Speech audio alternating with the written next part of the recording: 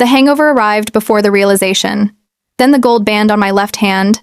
Then the marriage certificate folded on the nightstand beside a room service receipt for 2 bottles of champagne.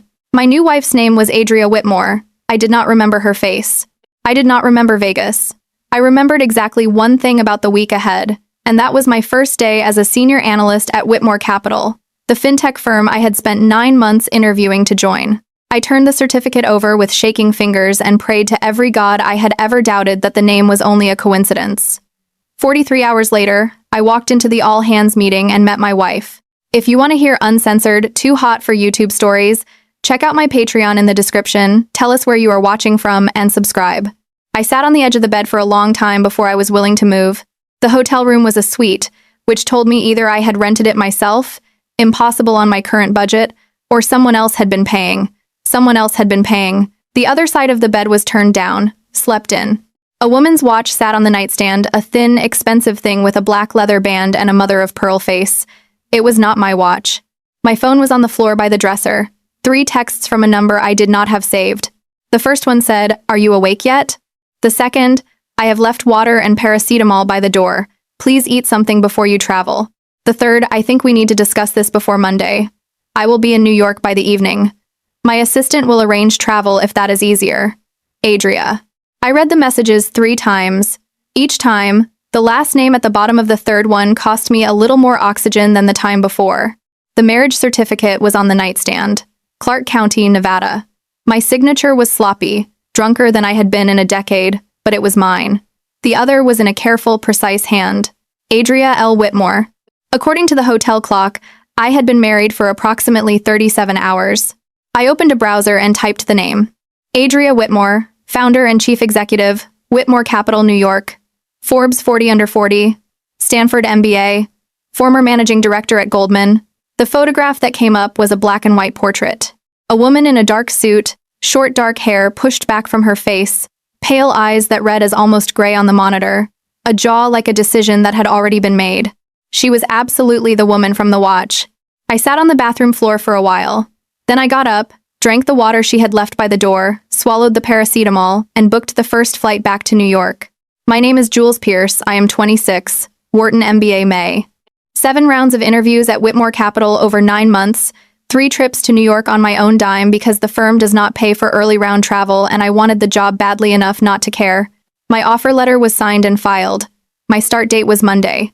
I had been in Vegas for my college roommate's bachelorette. 3 nights. I remembered the first night. I remembered the second, up to a point. The third was a soft golden smear with missing edges.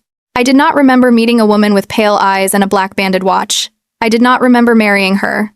I did not remember the hotel suite that was, judging by the keycard on the dresser, registered under her name. The flight to JFK was 5 hours. I spent the first reading everything the internet had on Adria Whitmore, the rest staring out of the window with the gold ring still on my hand because I could not, in the way you cannot do certain things when you have not yet processed them, bring myself to take it off. Nessa met me at baggage claim. Her face went through 4 stages in 3 seconds. Concern, relief, closer inspection of my left hand, alarm. Jules. I know. You are wearing... I know. What? I will explain in the car. Please drive. She drove. I told her the story in the fractured, over-the-shoulder way people tell stories when the telling is also the processing. By the time we reached the Midtown Tunnel, Nessa had started doing what she always did in a crisis, which was Google. Nessa was 27, public defender, crisis bag in the closet friend. She was searching Nevada annulment law at a stoplight. Nevada is relatively easy, she said. Fraud, lack of consent, intoxication, but you have to prove it. The room was paid for on her card, I said. She woke up before I did. She left water and paracetamol by the door. That is not a woman who did not understand what she was signing. And you. I do not know what I understood. I remember nothing after about 11. Okay, here's what happens tomorrow. You go to work, you do not tell anyone, you do your job. Meanwhile, I call a friend at a family law firm and we figure out whether the fraud route works. And whether your employer is going to be a problem. My employer, I said. Your employer. Nessa. Yes. Her name is Whitmore.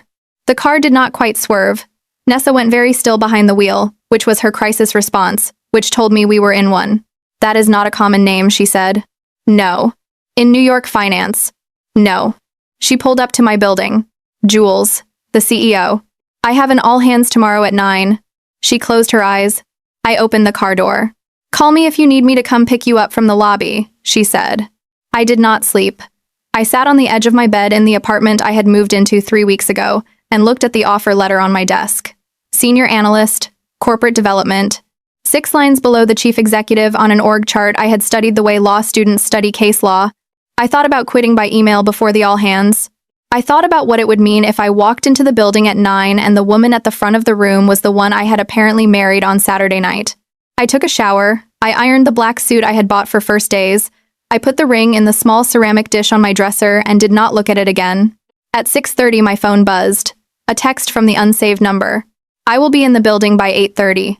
If you are able to come 20 minutes early, we should speak before the all-hands. I wrote back, I will be there at 8:20. She responded in 90 seconds. Thank you. The Whitmore Capital offices occupied 4 floors on Park Avenue South. Glass, light, the kind of reception that announced a company valued at $2 billion on paper and expected to more than double after the offering in 6 months. The elevator ride took approximately 14 years. I walked out onto the 34th floor at 8:19. The receptionist's eyebrows went up, very slightly, when the computer told him that the brand new hire he had never seen before was on the chief executive's calendar on her first day. Through the doors, down the left side, corner office, he said, "Thank you." Her door was open. She was standing at the window. She was taller than the photograph had suggested. Dark trousers, a white silk blouse, a thin gray jacket that was unbuttoned and sat on her shoulders with the economy of clothing that has been tailored by someone who took the measurement twice. The short dark hair was pushed back. The watch, the same watch from the nightstand, was on her left wrist. She turned when she heard me. Her face did the thing I had seen in the black and white photograph, which was almost nothing. No widening of the eyes, no flush, no visible recalibration. The only thing that changed was her breathing. One breath went in. She held it. She did not let it out until after she had closed the door behind me. "Miss Pierce," she said. I was frozen 2 feet inside the doorway. "Please sit," she said. I sat. She did not sit. She stayed standing by the window for a moment, looking at me the way a person looks at a problem they have been turning over for the full length of a transcontinental flight and has not yet solved. "You flew back yesterday," she said. "Last night." "Yes. Are you well? Physically or otherwise?" The corner of her mouth did something that was almost, but not quite, the beginning of a smile. She caught it before it arrived. "Either," she said. "Physically, yes. Otherwise, I do not know yet." She nodded. She crossed the room and sat down. Not behind her desk, which I had been expecting, in the chair beside the one I was in, not touching. Close enough that a person who walked past the open door would have read the configuration as intimate. The door was not open. "I owe you an account of Saturday night," she said. "I have one. I am not sure how much of it you want from me in the next 5 minutes before the all-hands." "All of it," I said. She exhaled once, very carefully. I was in Las Vegas for a conference, the National FinTech Summit. I had spoken on Friday afternoon and was flying back Sunday morning. I was at the bar at the Bellagio on Saturday night. You came in with a group of women and sat at the bar approximately 6 feet from me. You ordered something I cannot remember. We spoke. I do not know which of us started the conversation. I remember large portions of the evening. I remember us leaving the Bellagio. I remember the chapel. I remember signing. I remember returning to my hotel room. I do not remember anything improper between us, and I do not believe anything improper occurred, though the room was one room and there was one bed. She stopped. She looked at her hands. "I remember every detail of meeting you that I have just described," she said, more quietly. "I remember that my first impression of you was that you had the kind of laugh that rearranges a room. I remember that I did not want to stop talking to you. I remember that when you suggested the chapel, I did not correct you. I went. I signed. I am not, in any state, a woman who signs documents she does not understand. I understood what I was signing. I do not know what I was thinking." The office was very quiet. "I do not remember my own name," I said, after about 11. Her jaw flexed. Once. Very small. "You had matched me through 6 drinks," she said. "I should not have let you. That was my responsibility and I failed in it. I am sorry." I stared at her. "You are apologizing for letting me drink." "I am apologizing for being older than you and in possession of my faculties and not stopping something that I was not sure we both wanted, for reasons that had anything to do with each other and not the bottle." She said it evenly. She was not performing the apology. She had worked the whole flight on the sentence, which meant she had worked the whole flight on whether to say it, which was its own kind of information. Miss Pierce. Jules. Jules, then. I did not know until Sunday morning, when I saw your resume on my desk on top of the hiring pack for this week, that you were joining my company. I would not have allowed myself a drink with you if I had. I need you to believe that. I looked at her. I believe you, I said. I also need you to understand that believing you does not solve the problem. No. I have legal representation consulting on the annulment. So do I. My personal attorney is working on it this morning. We will need to coordinate. We will. I need the job, I said. Her eyes did not change. Her voice did. You have the job. You passed 7 rounds of interviews against 240 candidates. You were hired on merit by a committee of 8 people, none of them me. I will not interfere with that decision in either direction. It would be wrong for me to remove you because I have a problem, and it would be wrong for me to favor you for the same reason. I am going to walk into the all-hands in 20 minutes and introduce the new cohort, which includes you, and I am going to do it the way I would have done it last week if none of this had happened. I exhaled. I had not known how much I needed her to say something exactly like that until she did. Thank you. I should be thanking you, she said. You could have called a journalist. You still can. I am aware of that. I am trusting you to handle this privately, and I am aware that the trust is asymmetrical because I have significantly more to lose than you do. I will act accordingly. I was not going to call a journalist. I know, but I am aware that you could. The awareness is the reason I am going to behave. Adria. I used her first name for the first time since I had walked into the office. It came out of me before I had decided to use it. She looked at me. I said, I do not want to be handled. I want to be, to the extent that you are capable of it, honest with me while we get this resolved. That is all I am asking. She held my gaze. For the first time since I had walked into the room, I saw something I recognized from the black and white portrait, the jaw like a decision. But the decision it was holding this time was, I could tell, a different one than the one I had been briefly afraid of. Honest, she said. Yes. The all-hands meeting was in the large conference room on the 35th floor. I stood in the back with the other 4 new hires. The firm had made a point of starting us in a cohort, a senior analyst from consulting, a VP from a competing firm, 2 associates from business schools, me. We stood in our starched suits and pretended our hands were not cold. Adria stood at the front. She was standing the way she had been standing at the window, with the same economy, but the audience was 240 employees instead of 1 person who had not slept.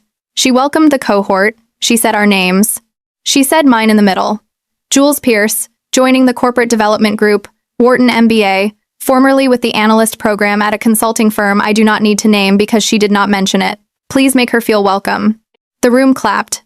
She did not look at me while she said my name. She did not avoid looking at me either. Her gaze moved through the cohort with the even pace of a chief executive doing the thing a chief executive does at an all-hands. She was, I realized watching her, extremely good at her job. After the meeting, people filtered to their departments.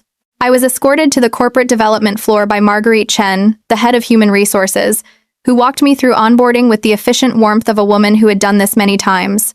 She did not know. She told me the company was lucky to have me.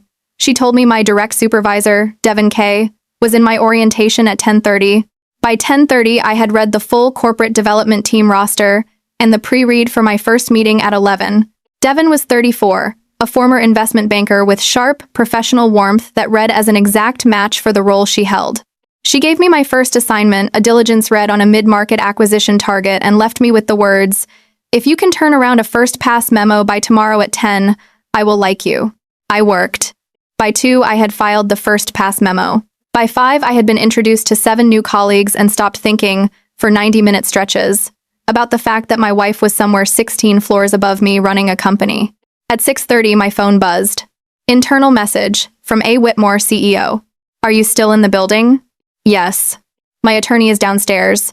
Can you meet us in the small conference room on 34 in 10 minutes? Yes. The small conference room on the 34th floor was glass-walled but equipped with electric privacy film that could fog the glass on a switch. When I arrived, the film was already on.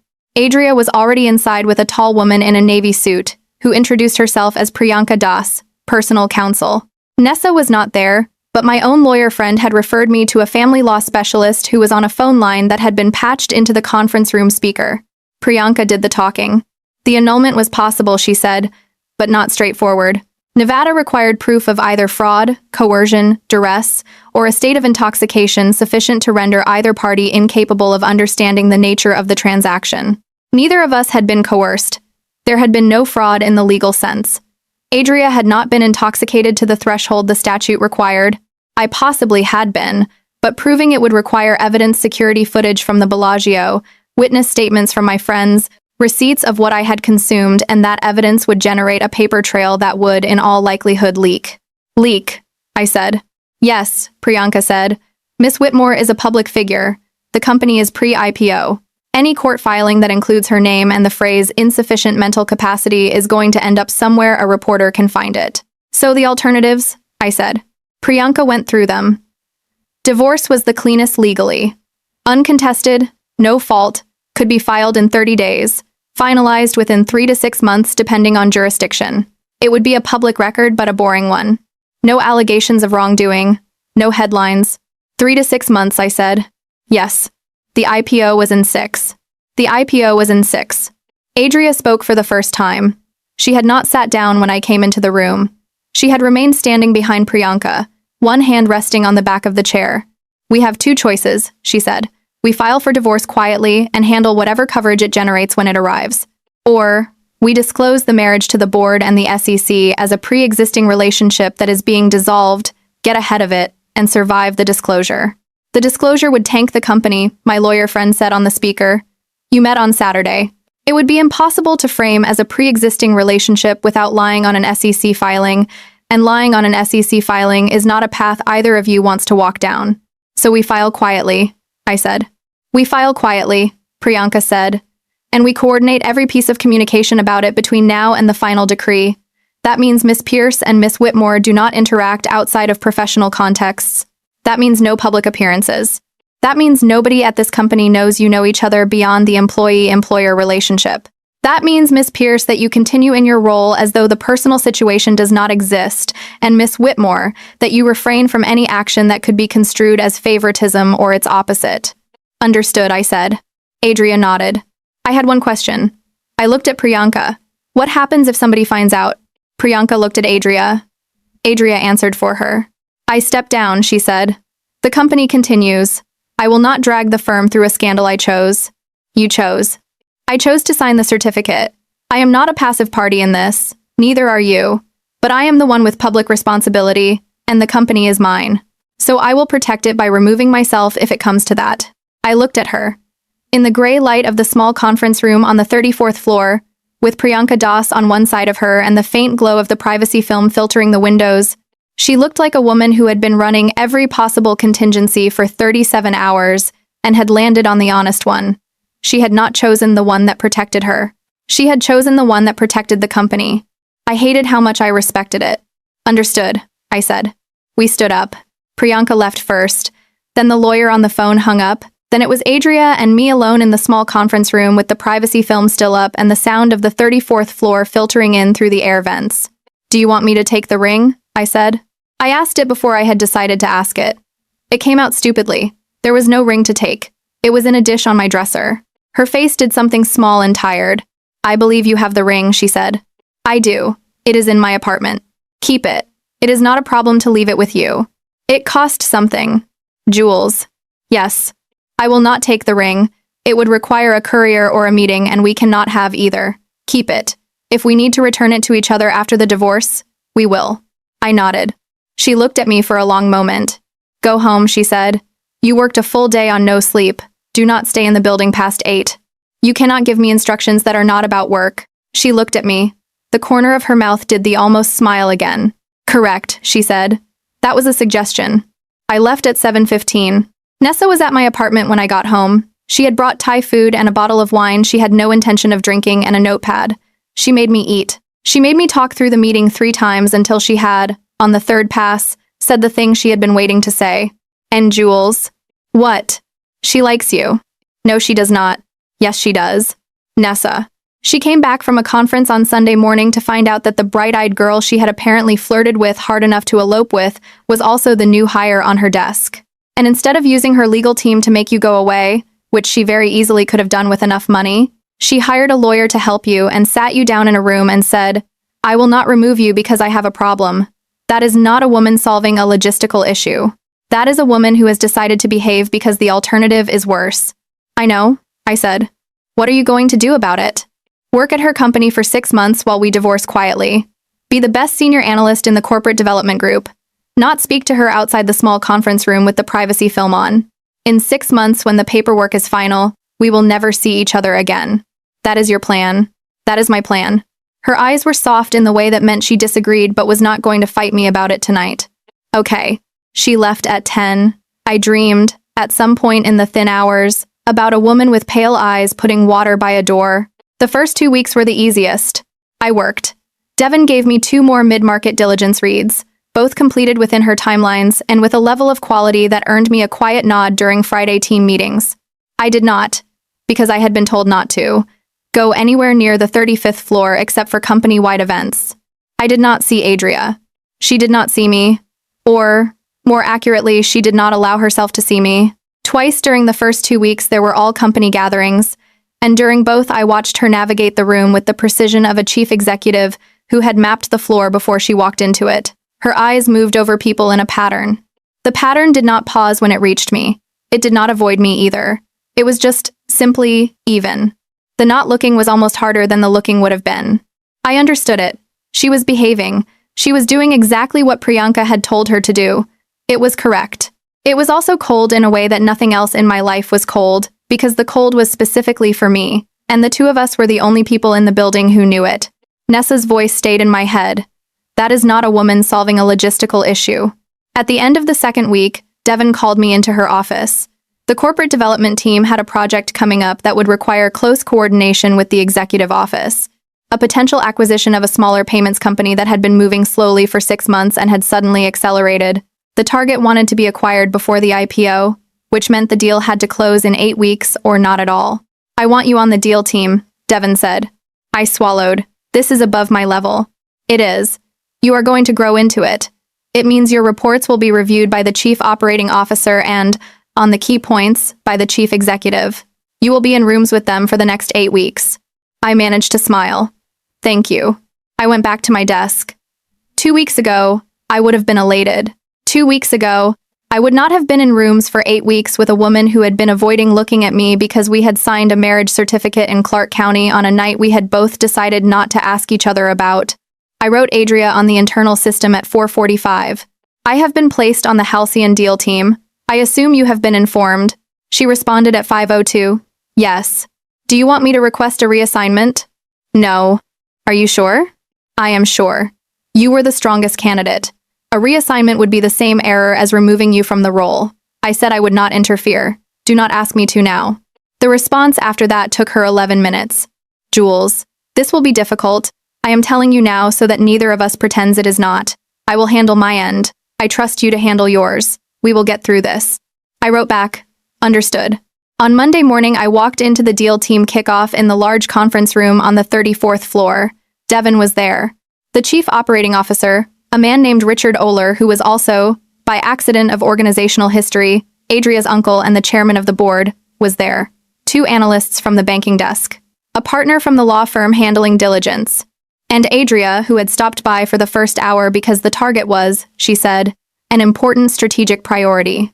She sat at the head of the table in a charcoal suit and a pale blue blouse and the watch on her left wrist, and she ran the first 40 minutes of the meeting with the efficient detail of a chief executive who had read every page of every memo that had been written on the target since May. She did not, for the first 40 minutes, look at me. Then, at the point where Devin introduced the deal team, she did. Our corporate development team includes Jules Pierce, Devin said. New to the firm, joined in the fall cohort. She will be running the synergy model and supporting on the customer diligence. Adria's eyes tracked the introduction the way her eyes tracked every introduction. When they reached me, they paused for exactly the length of time a chief executive's eyes would pause on the face of a new employee she was acknowledging for the first time on a project call. No longer. The pause was professional. The pause was also, for me, measurable. Welcome to the deal, Miss Pierce, she said. Thank you. She looked at Devin. I will expect the first draft synergy model by Friday of next week. She will have it. Good. The meeting moved on. She left at the hour mark. She did not look at me on her way out. She did not look at me either. She was, as always, exactly what the professional setting required her to be, no more and no less. And the specificity of it was the thing that was going to, I understood, make the next 8 weeks very hard. By Wednesday of the first week on the deal, I had built the first iteration of the synergy model. By Friday, the partner from the law firm had sent the first round of diligence flags. By the following Monday, I was on my second cup of coffee before 9 in the morning and running on about 5.5 hours of sleep a night. On Wednesday evening of the second week, at 7:30, I was alone in the large conference room on the 34th floor working through the customer concentration analysis when the door opened. She came in. She was not in a jacket. White silk blouse, dark trousers, the watch, her hair pushed back from her face in the way it was pushed back when she had been working late and not looking at a mirror. She was carrying a folder. She stopped when she saw me. "I thought you had left," she said. I had not. She looked at the folder in her hand. The folder was clearly labeled. It contained, I could see from the top of it, the first draft synergy model. My synergy model. "I sent it up an hour ago," I said. She said, "I read it an hour ago. I came down to leave notes on your desk. I assumed you had gone." I had not gone. She looked at me. She was, I registered suddenly, holding the folder very carefully, the way a person holds something they are trying not to betray any feeling about. "I will leave it on your desk and go," she said. "You can leave the notes with me now," I said, "if that is faster." She looked at the folder again. "The notes are extensive," she said. "They are also professional. I would prefer to leave them on your desk." "You do not need to protect me from professional notes," I said. "I can handle notes." "I am not protecting you from notes," she said quietly. "I am protecting you from spending 30 minutes alone in a conference room with me." The sentence went through the room and did what certain sentences do, which was rearrange it. I looked at her. She was standing just inside the doorway, the folder in her left hand, her right hand still on the handle of the door, which she had not closed. The not closing was intentional. The not closing was Priyanka's instructions being followed in real time. A room with a closed door was a different kind of room than a room with an open one. A room with a closed door was a room where nothing could be overheard. She had decided, for 2 weeks, not to be in rooms with closed doors with me. "Adria," I said. She closed her eyes, just for a second, long enough for me to see that the tiredness I had been noticing in her during meetings was not only about the deal. "Do not." "Do not what?" "Do not say my first name in this office." I sat back. "The office is empty," I said. "The office is never empty in the way you think it is. The cleaners are on this floor at 8. Security walks through at 9. There are cameras in every hallway. There are no cameras in this conference room, but there is a reflection in the glass from the hallway that shows 2 people alone with the door not quite closed. And I have had this week, already, 3 executive assistants mention that they have seen us together in company meetings in a way that suggests they are, for reasons I cannot control, looking for patterns that do not exist. They are looking. They are not looking at us specifically. They are looking in the way people in companies always look. It is not directed at us. It would not take much direction." I stared at the table. "I know," I said. "I know you know. I do not need you to know more than you already do. I need you to go home, Jules." She said my name. She did not say it like a warning. She said it like a person who had not said it out loud in 14 days and had given herself this one evening to say it once, in a conference room on the 34th floor with the door open and the reflection in the glass panels telling whoever was walking by that there was nothing happening. The 2 people in the conference room were simply working. I said, "Will you leave the notes on my desk?" She said, "Yes." I said, "Thank you for bringing them." She said good night. She left. She did not look at me when she left. She closed the door behind her, which was, I understood, the only moment she allowed herself in the encounter, because it happened as she was already in the hallway, already gone, and the closing of the door was the last thing I saw of her. I sat in the conference room for another hour and did not look at the synergy model. I worked on it the next morning, early, from my own desk. Her notes were, as she had said, extensive. They were also, as she had said, professional. She had flagged 3 assumptions in my model that I had stretched too far, identified a revenue category I had allocated optimistically, and questioned one of my discount rate inputs with what read as the politest possible version of, "You cannot defend this number." Each note was written in the same careful handwriting that had appeared on the marriage certificate. I read them 3 times. The 3rd time I noticed something I had missed on the first 2. At the very bottom of the 3rd page of her notes, in the margin, in the same careful handwriting but smaller, were 3 additional words. They were not about the model. They said, "You are good." I stared at them. Then, because I was 26 years old and I had learned in law school that the truest things people say are often written in margins they will deny in the morning, I tore the corner of the page off, folded it twice, and put it in my wallet. I revised the model. I sent it back up by end of day. Her notes on the second round were shorter, more structural, and contained no marginalia. I understood that was deliberate. I did not mind. The first margin had been enough. The deal moved. By the fourth week, the target's financials had been re-audited, the synergy case had been stress-tested twice, and the board had given preliminary approval for a final offer. The fifth week was negotiation.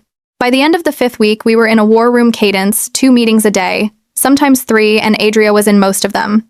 She and I spoke exactly as much as the deal required, not a word more. Our professional interactions were, for the whole office to see, immaculate. In one of those meetings, a Friday morning in the 6th week, she stood across a conference table from me to walk the room through her final recommended terms. She was in a slate gray suit. She was, as always, exact. Her eyes crossed mine 3 times in the course of her presentation, each time on the natural pattern a presenter's eyes make when addressing a room. The third time, her eyes paused. A fraction of a second. Nothing anyone in the room would have registered. I registered it. She finished her presentation and opened the floor. The COO asked 2 questions. Devon asked 1. I, because the synergy section had come up and I had the numbers, answered a follow-up on the revenue integration curve. Adria listened to my answer. She nodded. She said, "Thank you, Miss Pierce," and moved on. She was, I realized in the car on the way home that night, becoming increasingly precise with my name. The more we had to speak to each other in public, the more carefully she said Miss Pierce. The formality was not distance. It was armor. It was the armor she had chosen to wear in any room where we were both visible, because the alternative was risk, and she had decided the risk was mine to carry as little of as she could manage. I thought about this for a long time. On Saturday morning, I got a text from the unsaved number. It said, "I need to discuss an item with you that is not appropriate for internal systems. Can you meet me at the coffee shop across from the building at 11? I wrote back, "Yes." I got there at 10:55. She was already there at a 2-person table near the back. Dark jeans, a gray sweater, no watch. I had never seen her without the watch. The absence of it changed the shape of her wrist. I thought, for no reason, about signatures. I sat down. "Priyanka is filing the joint petition Monday," she said. "We signed the final version this week. She will serve the paperwork by courier. You will not need to appear. The decree will be issued in 60 days, which puts us 3 weeks ahead of the schedule we were targeting." I nodded. "I wanted to tell you in person," she said. "You could have told me in an email." I could have. "But you did not." "No." "Why?" She looked at me for a long moment. "Because I have," she said, "not had a private conversation with you since the small conference room on the evening of your first day, and I wanted to have one. And today is the last day it would be reasonably possible before the petition is filed and our attorneys have to account for whether we have been in contact." The coffee shop was loud. The coffee shop was full of Saturday morning people. It was, I understood, chosen for exactly that reason. I said, "Adria." "Jules." I said, "We are going to be divorced in 60 days. "Yes." And then. Her eyes moved to her coffee. She picked up the cup, put it down without drinking. "Then you continue to work at my company," she said, "for as long as you wish to. The circumstances that required us to keep apart during the pendency of the divorce will not apply after. The professional requirements will still apply. I am still the chief executive. You are still a junior employee in corporate development. But the other restrictions, the ones around contact outside the building, around being seen together, around all of that, those are lifted. They are lifted because the marriage is lifted. Yes. So we could be," I said slowly, "acquaintances after. We could, or more than acquaintances." She looked at me. "The rules around a chief executive and an employee below her in the organizational chart are still the rules," she said. "They are significantly less restrictive than the rules around a chief executive who is also currently married to an employee, but they are real, and they will govern what is possible between us professionally." "You did not answer my question," I said. "No." I looked at her. I looked at her without the watch, in a gray sweater, on a Saturday morning in a coffee shop, across from me as a person and not as my chief executive officer, and I asked the question I had been carrying for 6 weeks. "Adria," I said, "did you marry me because you were drunk?" She did not answer immediately. She looked at her hands. "I was drunk," she said finally. I do not remember most of the decisions I made that night. I do remember the walk to the chapel. I remember thinking that I had never met anyone like you in my life. I remember thinking that I did not want the evening to end. I remember that when you asked me to marry you, which you did, I did not think about whether I was drunk. I thought about whether I meant it. And I thought that I did. She looked up. I have spent 6 weeks, she said, trying to decide whether that answer is something drunk me constructed after the fact, or whether it is something sober me recognized when it was offered. I do not have a conclusion. I only have the answer. I could not breathe. She was watching me. I said, I do not remember asking you. I know. Why did you sign? She looked at me for a long time. Because, she said, when you asked me, I said yes the way a person says yes when they are telling the truth. I have not said yes like that about anything in a long time. I did not in that moment want to be a woman who took that yes back. The coffee shop hummed. Somebody somewhere ordered a second latte. A baby cried at another table and was comforted. Adria, I said. She was looking at the table. I need to go, I said. Not because I do not want to be here. Because I cannot sit across from you in a coffee shop and hear what you just said and not do something that neither of us has permission to do right now. She nodded once. She did not look up. I stood. I put my hand on the back of the chair. I did not touch her. I did not touch her shoulder or her hand or any part of her. I just stood behind the chair for a second and let myself be, for that 1 second, a person who was aware of how close she was. I said, 60 days. She said, 60 days. I walked out. On Monday morning, Priyanka filed the joint petition with the court. The divorce clock began. 60 days to the decree. 8 weeks until it was final. 8 weeks until, one way or another, the problem we had been managing was no longer a problem. 8 weeks until the answer Adria had given me in the coffee shop was something we could do anything with. On Tuesday evening, at 6:12, I was at my desk finishing a revised valuation memo when my phone buzzed with an internal message. It said, Halcyon has accepted final terms. Signing is tomorrow at 10. Your presence is required. And then, 2 minutes later, a separate message. It said, the deal team has been invited to a closing dinner at the firm's private dining room at 8. Attendance is not required but is, for you, encouraged. I will be there. I sat at my desk. I read the second message 3 times. I wrote back, I will be there. She wrote, good. I closed the laptop. I went home. I stood in front of my closet for 15 minutes. Nessa, who was sitting on my bed watching me, said, you look like a woman about to make a decision. I said, I am. She said, what kind? I said, I do not know yet. She said, okay. I pulled out a dark green dress I had not worn since I had bought it. I laid it on the bed. I sat beside it. The problem, I said to Nessa, is that I have a wife. For 58 more days, said Nessa. Yes. And then, I do not know. Nessa looked at the dress. She likes you, Nessa said. She married you and she told you she meant it. She protected you for 2 months while you did the job she hired you to do.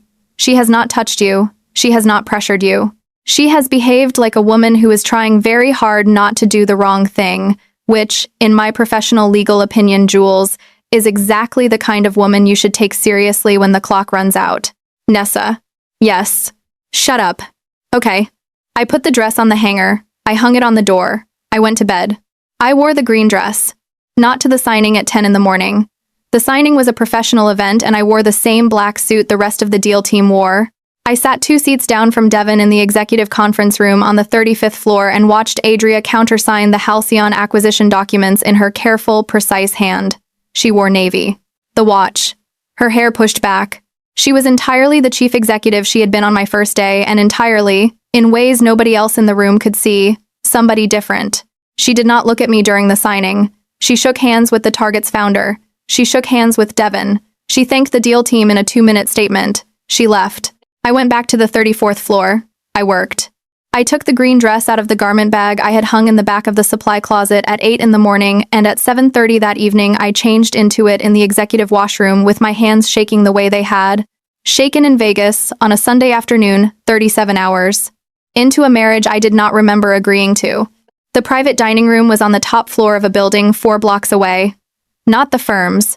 A members club the firm used for closings. Wood paneling, a long table set for 20, a small bar at one end, the kind of room where the lighting was designed so that every person in it looked like a better version of themselves. Adria arrived at 7:58. She was in a black dress with a high neck and long sleeves, no jacket, the watch still on her wrist because she had worn it since she was 22 and had told me so in the coffee shop, and I had not forgotten. Her eyes moved through the room. They found me. They stopped. For exactly the length of a breath. Then they moved on, and she joined Richard Oler and the Target's founder at the bar, and she was a chief executive hosting a closing dinner, and nothing else was visible about her to anyone who had not been watching for 8 weeks. Devin was watching.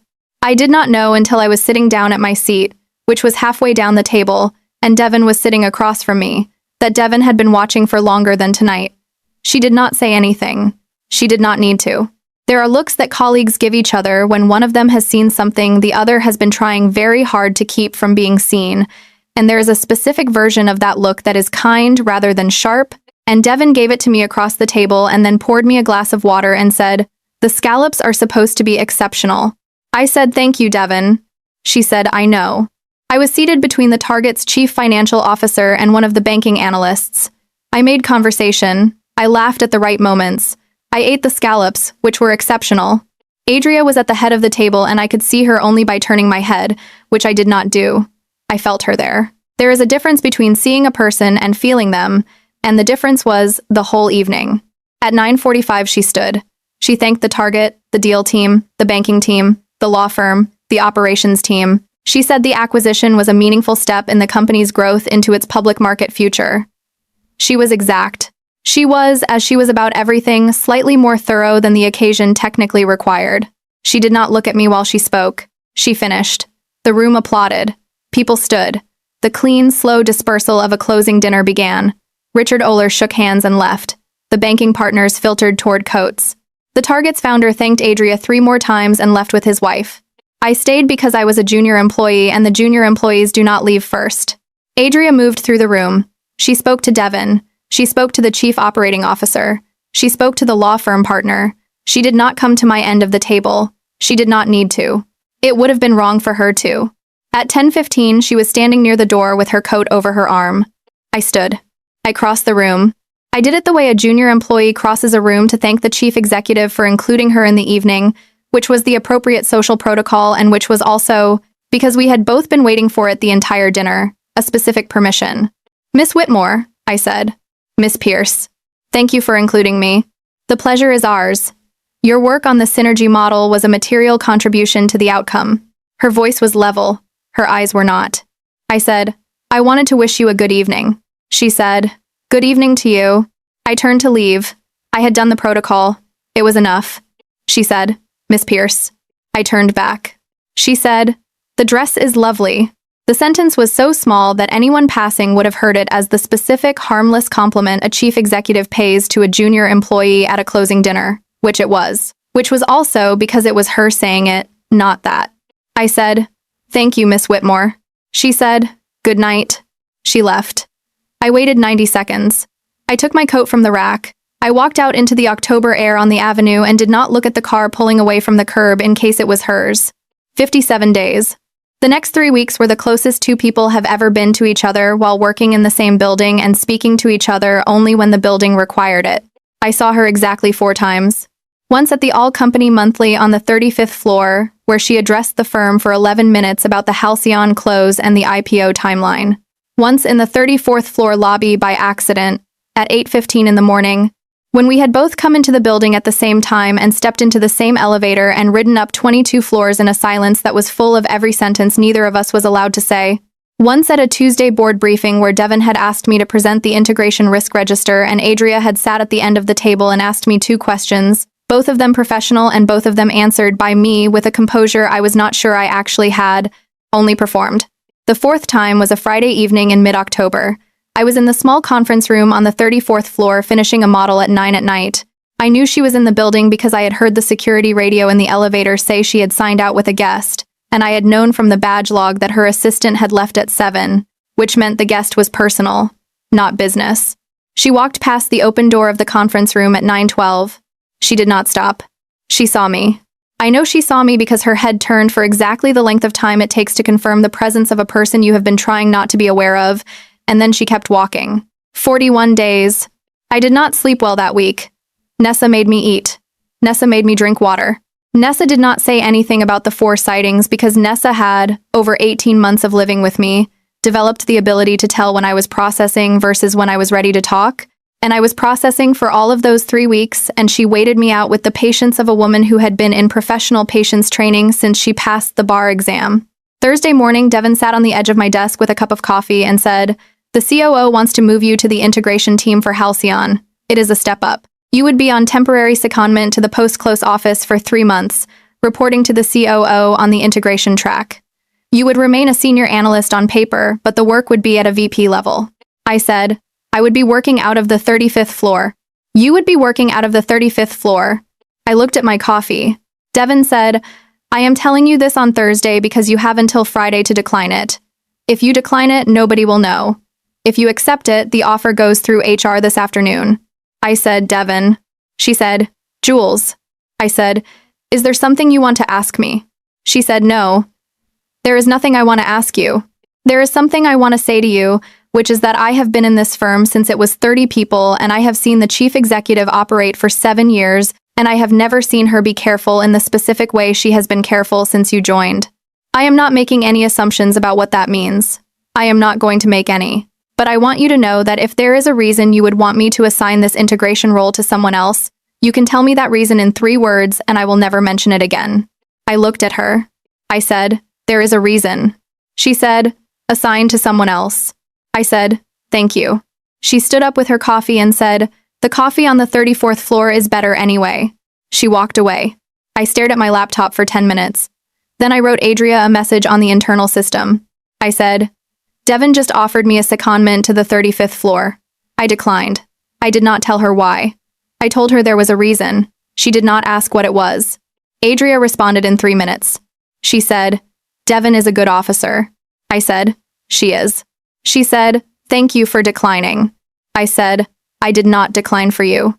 I declined because I cannot take a job that puts me on the same floor as you while we are still pending a decree, and because accepting it and performing professional distance at closer range would cost me something I do not have extra of right now." A long pause. She wrote, "Understood." She wrote, "I am sorry the role went away." I said, "The role did not go away. Devin will give it to someone else. It is fine." She wrote, "Jules." I said, "Yes." She wrote, 56 days. I sat at my desk and did not answer that for a long time. Then I wrote, 56 days. I closed the message window. I got back to work. The thing that broke open was not, in the end, anything we had done. It was the pre-IPO legal audit.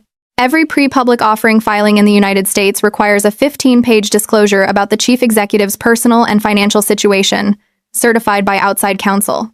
Every disclosure is checked against public records, court filings, marriage and divorce records in every state the executive has lived in for the past 10 years, and any civil or criminal proceedings of any kind. The check is thorough because the penalty for missing anything is existential for a public offering. The Nevada marriage certificate was filed on a Saturday in September. The joint petition for divorce was filed on a Monday in October. Both were public records in Clark County, Nevada. It took the outside auditors exactly 1 keyword search to find both. They called Richard Oler on a Tuesday morning in late October, 3 weeks after the closing dinner. I know this because Adria called me at 11:15 that morning on my personal phone, which she had saved under a name I did not know she had saved and had never used before, and told me in a voice that was completely composed and completely stripped of everything composure had been hiding, "Richard is going to want to speak to you this afternoon. I need you to know before he calls." I was in a conference room with 2 other analysts. I said, "Excuse me," stepped outside, and closed the door behind me. I said, "Adria." "What?" She said, "The pre-IPO audit found both filings, the certificate and the petition. It was going to happen. I told Priyanka it was going to happen. I should have told you it was going to happen. I am telling you now." I said, "What does he want?" She said, "He wants an explanation. He will have one from me in 40 minutes. He may want one from you. I have instructed Priyanka to represent you in any conversation that occurs. You do not speak to him or to any officer of the firm about this without Priyanka present. Is that clear?" I said, "Adria." She said, "Yes." I said, "Are you okay?" There was a silence, long enough that I thought she had hung up. She said, I am sorry, Jules.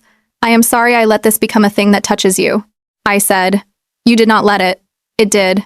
She said, I should have disclosed it voluntarily at the beginning. I made the calculation that the quieter route was less likely to harm the company and less likely to harm you. It turns out I was wrong about one of those. I said, "Which one?" She said, "The company." She was quiet for a second. She said, "Jules, I am going to say something on this call that I should not say. I am going to say it anyway because in 40 minutes I am going to walk into a board meeting and offer the only solution that I think is honorable, and I want you to know before I do that I am not doing it to be a martyr. I am doing it because it is the correct thing to do and because I would like the rest of my life to be something that started after I did the correct thing and not something I have to build on top of a wrong one. Do you understand?" I said yes. She said, "I love you. I do not need you to say anything back to that. I am saying it because I do not want to walk into the board meeting without you having heard it from me at least once, and I do not know, when I walk out of it, whether I will have the right to say it in any voice you can hear." I said, "Adria." She said, "I have to go." She hung up. Richard Oler called me at 3 that afternoon. Priyanka patched into the call. Richard Oler was 61 years old, the chairman of the board of Whitmore Capital, a man I had met exactly twice in the course of the Halcyon deal and who had, on both occasions, been courteous and distant in the way that men of his generation in finance are courteous and distant with junior employees. They do not particularly need to know. He said, "Miss Pierce." I said, "Sir." He said, "I am given to understand that you and my niece entered into a marriage in Clark County, Nevada, on September 15th of this year." Priyanka said, "My client entered into a marriage ceremony in Clark County, Nevada, on September 15th, the evening before she learned that the woman she had married was the chief executive of the company she had been hired to join. She had met Miss Whitmore for the first time that evening at a hotel bar during a conference. The marriage was not a pre-existing relationship, and my client did not know Miss Whitmore's identity until Sunday morning. She has been working in good faith at the firm since her start date and is currently a party to a joint petition for divorce, which is expected to issue a decree in approximately 5 weeks." Richard Oler was quiet for a long moment. He said, "Miss Pierce, did my niece favor you in any way in the course of her interactions with you at the firm?" I said, "No, sir. She treated me the same as any other junior employee." He said, "Did she disadvantage you in any way?" I said, "No, sir." He said, "Have the two of you had any contact outside of firm-related professional contexts since your start date?" Priyanka said, "My client has had no romantic, physical, or sexual contact with Miss Whitmore since the Las Vegas event. The two have met once outside of firm premises during the pendency of the divorce, at a coffee shop, in a public setting, to discuss the progress of the legal filing. The meeting lasted approximately 20 minutes. Richard Oler said, "Is that accurate, Miss Pierce?" I said, "Yes, sir, that is accurate." He said, "Thank you." He said, "I will not take any further time from you this afternoon. Priyanka, thank you." He hung up. Priyanka stayed on the line. She said, "That went as well as it could have gone." I said, "What happens now?" She said, "Adria is in a room with the board right now. She is going to offer to step aside from the chief executive role pending the completion of the public offering and the issuance of the divorce decree. She will retain her role as chairwoman of the board during the interim. The chief operating officer will serve as interim chief executive. She will make this offer voluntarily. The board will accept it." I said, "She is giving up her company." Priyanka said, "She is giving up the operating role for a period of months. She is not giving up her shares or her board seat or her founder status. She is taking the cleanest path available. It is not ideal for her career. It is entirely survivable." I said, "Did she ask me before she did this?" Priyanka said no. She did not ask you because she did not want the decision to be contingent on your preferences. She made it on her own merits. I said, "That is not fair." Priyanka said, "She said you would say that. She asked me to tell you that she was not asking for your consent because she was not trying to negotiate the terms of the situation with you. She was accepting them." I said, "Tell her I said thank you." Priyanka said, "She expected you to." She hung up. I sat in the conference room for a long time. Then I walked back into the one I had left, sat down at the table, and finished the model I had been working on before the phone rang. My colleagues did not know. The firm did not know.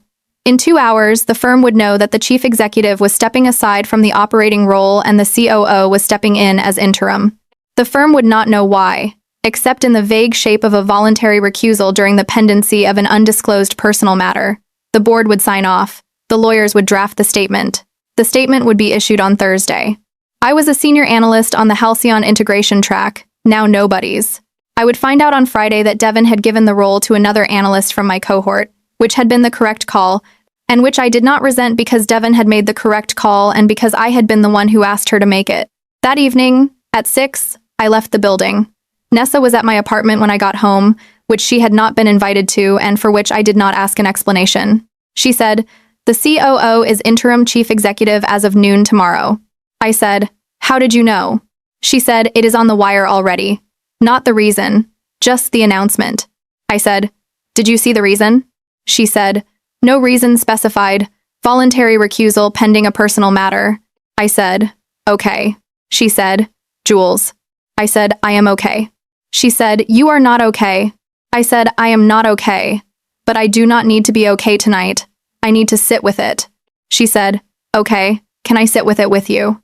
I said, "Yes." We sat on the couch. She had brought a pint of ice cream. She did not say anything for an hour. At the end of the hour, I said, "She did the right thing." Nessa said, "She did." I said, "I hate that she did." Nessa said, "That is because you wanted to do it with her." I said, "Yes." She said, "Okay." She stayed the night. She slept on the couch. In the morning, when I came into the kitchen, she was making coffee and she said, "You are going to be okay, Jules." And I said, "I know," and I meant it for the first time in 2 months. The official statement went out Thursday at 11. The language was careful. Adria Whitmore, founder and chairwoman, has elected to take a leave of absence from her operating role pending the completion of a personal matter. The chief operating officer will serve as interim chief executive during this period. The company's upcoming public offering remains on schedule. The stock, trading on private markets, dipped 7% on the private secondary and recovered 3% the next day. Analysts wrote speculative columns. Reporters called every member of the board and received no comment. A Bloomberg piece suggested the recusal might be related to an undisclosed board-level disagreement about strategy. Nobody got closer to the truth than that. I worked. Devin checked on me on Thursday afternoon. She did not say anything about the announcement. She said, "The integration track is being finalized by the COO's office. There is a new project in the corporate development group that will benefit from your skill set. I want to brief you on it Monday morning." I said, "Thank you, Devin." She said, "Jules." I said, "Yes." She said, "You are, for whatever this is worth, the best analyst I have had in corporate development in 6 years. I am telling you that because I should have told you a month ago and did not. I am also telling you because I want you to know that whatever the next 6 months look like for you, you are not going to lose your position at this firm on account of them. You do not have to worry about that." I said, "Thank you, Devin." She said, "Get some sleep this weekend." I worked through the weekend. I did not sleep well. I did not hear from Adria. I did not expect to. The 5 weeks between the recusal and the decree were the longest 5 weeks I had ever lived through. I went to work. I put my head down. The firm processed the announcement with the steady, slightly anxious professionalism of a company that had just lost its chief executive 3 weeks before going public and was, for completely legitimate reasons, unsettled by it. The COO took the operating role with the kind of competence you expect from a woman who had been one rung below for 9 years. Devin ran our team the way she always ran it. The corporate development pipeline continued. Nobody on the floor mentioned the recusal to me because nobody on the floor knew the recusal had anything to do with me. The secret, improbably, held. I thought about Adria constantly. I did not text her. I did not email her. I did not walk past the conference room where she had stood and handed me notes that had 3 words written in the margin. I did not let myself near any version of her that would have been inappropriate to stand near. I ran in the mornings. I worked late. I ate dinners Nessa made because Nessa had decided, without asking, to be present for this period. I read 2 novels end to end, which I had not done since before business school. I called my mother once and let her talk at me for an hour about nothing. I understood, slowly, what Adria had done. She had given me the one thing she had that I actually needed, which was distance without punishment. She had removed herself from every context where my career could be affected by her presence. She had done it without requiring me to participate in the decision. She had accepted the professional cost to herself and built a wall between her situation and mine so that I could, during the 5 weeks the decree took to issue, work through whatever I was going to work through without her in the room. It was the most generous thing anyone had ever done for me.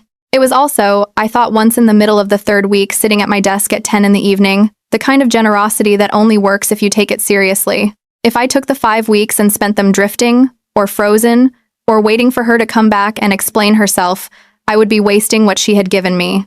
The only honest thing to do with the 5 weeks was to use them. I used them. I reread my performance feedback from Devon.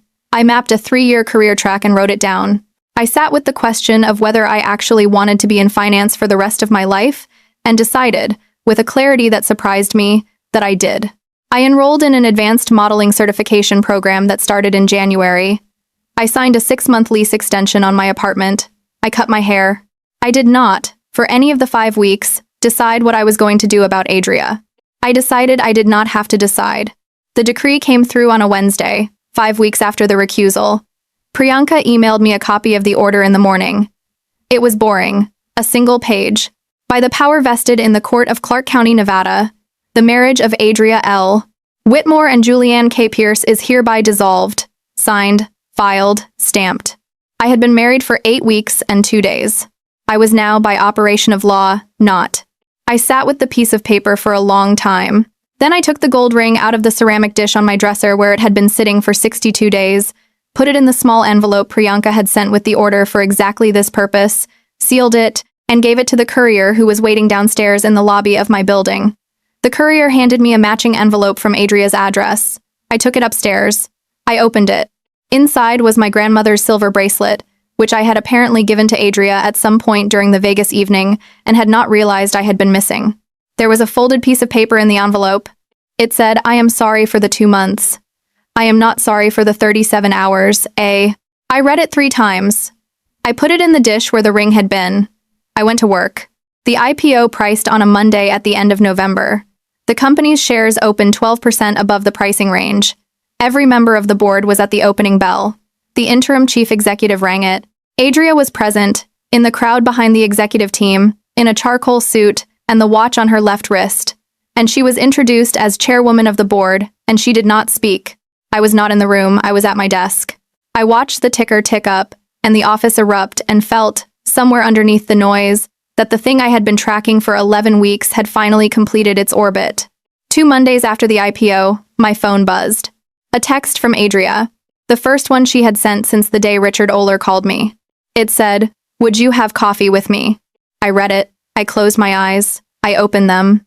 I wrote, "Where?" She wrote, "The coffee shop across from the building." I wrote, "When?" She wrote, "Whenever you can." I wrote, "Saturday, 11." She wrote, "Saturday, 11. Thank you." I was early. She was earlier. Dark jeans, a gray sweater, no watch for the second time I had ever seen her without it. Her coat on the back of the chair, 2 coffees on the table. Mine was correct. She had ordered it correctly again. I sat. She said, "Hi." I said, "Hi." For a moment, neither of us said anything. She said, "I owe you several things. The first is an apology that is not about the recusal or the IPO or the audit. It is about something else." I said, "Tell me." She said, "In the office, in the weeks after you started, I decided without asking you that the cleanest thing for both of us was for me to not look at you. I told myself it was professionalism. It was also a way of controlling what I was feeling by pretending you were not a person I was feeling things about. It took me a long time to understand that I was doing that. It must have felt, from your side, like being erased." I said, "It did." She said, "I am sorry." I said, "Thank you." She said, "The second thing. I did not ask you before I recused. I should have. Not because your opinion would have changed the decision. Because you were party to the situation and you deserved a voice in how it was resolved, I did not give you one. I treated you as a variable to be protected instead of a person to be consulted. That was wrong." I said, "It was." She said, "I am sorry." I said, "Thank you." She said, "The third thing?" She stopped. She looked at her coffee. She had not touched it. She said, "I have been in love with you since the evening we met. I was in love with you in the coffee shop 7 weeks ago when I told you I said yes the way a person says yes when they are telling the truth. I was in love with you every day I did not look at you in the office. I am in love with you today. I am going to be in love with you next week and next month, and I am telling you this without asking for anything in return, because the shape of the past 11 weeks has taught me that the one thing I owe you above every other thing is honesty without strings attached. This is me giving you that." I sat across the table from her. My coffee was getting cold. I said, "Adria." She said, "Yes." I said, "I spent 8 weeks watching you not look at me and learning to read everything else instead. I learned your tells. I learned that you touch the face of your watch when you are holding something back. I learned that your jaw moves before your voice does when you are about to say something honest. I learned to read you from across a conference room. She was very still. I said, "You are not wearing the watch." She said, "No." I said, "Why not?" She said, "Because I did not want anything on my wrist today that would give me somewhere to look when you were asking me a hard question." I said, "That is the most exposed thing you have ever said to me." She said, "I know." I said, "Adria." She said, "Yes." I said, "I love you too." She closed her eyes. I said, "I have loved you since the night you answered me in the hotel room on a Sunday morning and said I would not have allowed myself a drink with you if I had known. I did not know it that day. I know it now." She opened her eyes. I said, "I need to ask you a question." She said, "Anything." I said, "If I had not said what I just said, if I had said, 'Thank you for the apology,' and left, what would you have done?" She said, "I would have accepted that. I came here to apologize, not to propose. I did not intend to say the other thing. It came out." I said, "It came out because it was true." She said, "Yes." I said, "Did you plan the 37 hours?" She said, "Did I plan the marriage?" I said, "Yes." She said, "No. I was at a hotel bar on a Saturday night. I had given a speech at a summit I did not particularly want to be at. I had come downstairs because my room was quiet and I was not ready to sleep.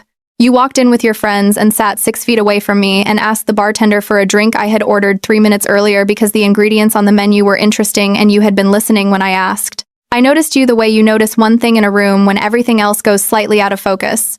I said, "I do not remember any of that." She said, "I know. I am telling you because you asked, and because I have wanted to tell you for 4 months and have not been allowed to." I said, "Keep going." She said, "I do not remember who spoke first.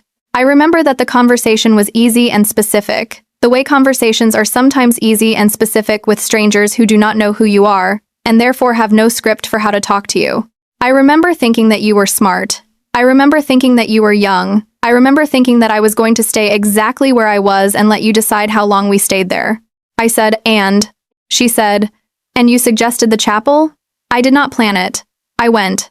I think I went because, for the length of the walk, it was not a chief executive walking with a stranger. It was 2 women going somewhere the street sign said was open all night.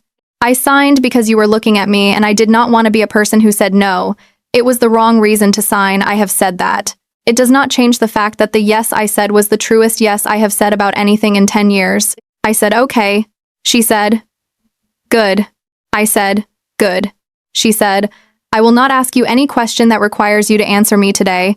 I am aware that I have just said a very large number of things, and that you have just said one, and I am aware that the responsible thing is to not add anything else to the stack until you tell me what you want to do with what is already there." I reached across the table. I did not do anything dramatic. I put my hand palm up on the table between us, in the small, clear space between the 2 coffees, and I left it there. She looked at it for a long moment. Then she put her hand on mine. Her palm was warm. Her fingers did not grip. They settled. It was the first time I had touched her that I remembered. The only other time was in a hotel room in Vegas on a night neither of us could recall clearly. And this time I was going to be able to recall every second of. I said, "I want to see you again." She said, "When?" I said, "Dinner. Wednesday." She said, "Wednesday." I said, "Not here. Not somewhere the firm will see." She said, "I have a place in mind." I said, "Pick me up at 7. She said, "Yes." We held hands across the table of a coffee shop in Midtown on a Saturday morning in December for 8 minutes. We did not say anything else.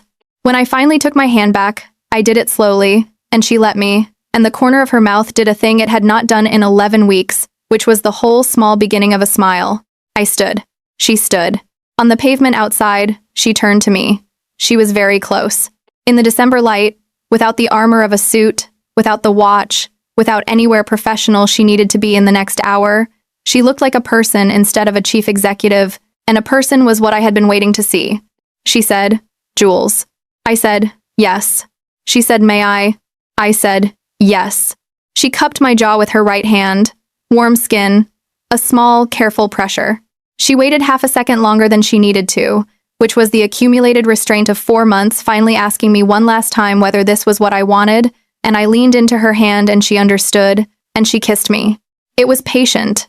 It was not frantic. It was the kiss of a woman who had decided a long time ago that if she was ever going to do this, she was going to do it properly, and had been saving every ounce of self-discipline she had to be able to do it slowly when the moment came. Her other hand found my waist. It stayed there like a promise rather than a claim. The December air was cold and her mouth was warm, and the world went very quiet for the length of the kiss and came back when she pulled away, her forehead against mine, breathing a little unevenly for the first time since I had met her. She said, "Wednesday." I said, "Wednesday." She stepped back. She put her hands in her pockets.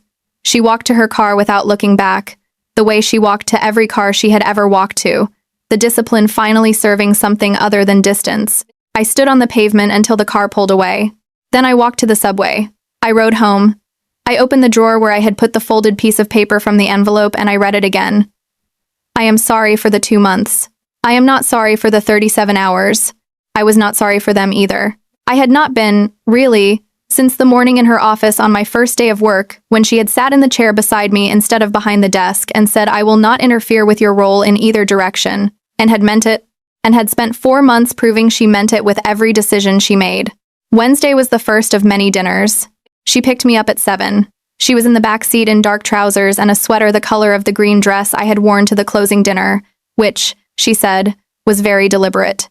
I laughed for the first time in 3 months.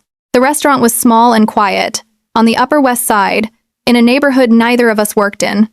We talked for 3 hours. She paid the check over any protest and said, "Next time you pick." I said, "There will be a next time." She said yes, and then, quietly, "I know." In the car back, she took my hand without saying anything, and she did not let go until we reached my building.